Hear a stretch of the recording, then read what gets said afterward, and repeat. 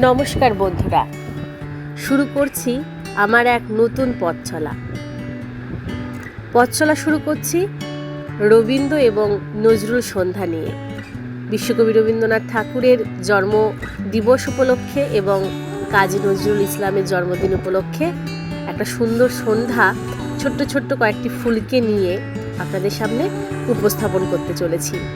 আশা করি আপনাদের সকলের ভালো লাগবে।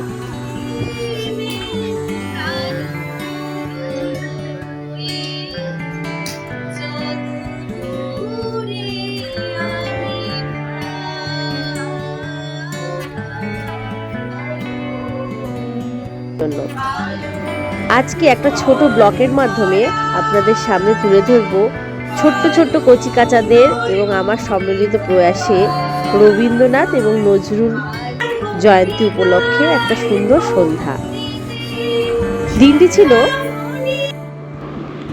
দিনটি ছিল শুক্রবার। সকাল থেকে আকাশের মুখ ভার, মন সকলেরই খারাপ যে আজ অনুষ্ঠানটা সন্ধ্যাবেলা হবে কিনা, কিন্তু বেলাবেলার সাথে সাথে মেঘের ঘনঘটা সরে যেতে আকাশে ঝলমল করে রোদ দেখে সবার মুখে হাসি, যে অনুষ্ঠানটি তার মানে হচ্ছে। সন্ধ্যে থেকেই কচিকাচাদের আগমন শুরু হয়ে যায় বাড়িতে। তারপর আমরা আমাদের অনুষ্ঠান প্রাঙ্গণটি খুব সুন্দরভাবে সাজাই রবীন্দ্রনাথ ঠাকুর, কাজী নজরুল ইসলামের ছবিতে মালা দিয়ে। তারপর শুরু হয় উদ্বোধনী সঙ্গীত হওয়ার পরে একে একে ছোট্ট বাচ্চারা তাদের নিজস্ব প্রতিভাগুলো আমাদের সামনে তুলে ধরতে থাকে। কেউ গিটার বাজায়, কেউ আবৃত্তি করে, কেউ নাচ করে, কেউ গান করে। এইভাবে সন্ধ্যাটা খুব সুন্দরভাবে কাটতে থাকে। কি সুন্দর সুন্দর সবাই কত সুন্দর নৃত্য পরিবেশন করছে, একে অপরের মধ্যে কত সুন্দরভাবে তারা তুলে ধরছে নিজেদের প্রতিভাকে।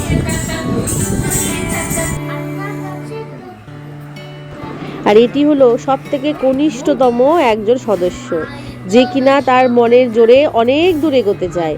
সে অনেক কিছুই পারবে বলে ঠিক করে, কিন্তু মাইকের সামনে এসে ঘাবড়ে যায়। এরপর একে একে গান, নাচ, কবিতা আবৃত্তির মাধ্যমে আমাদের এই সন্ধ্যাটি শেষ হতে থাকে।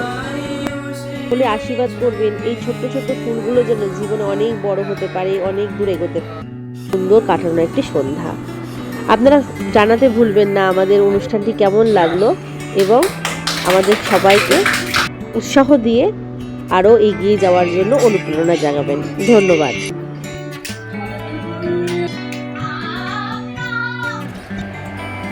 আসলে বাচ্চাদের সাথে কাটানো প্রতিটি মুহূর্ত আমার কাছে খুব স্পেশাল, তাই আমি চাই সব থেকে বেশি সময় ওদের সাথে কাটাতে।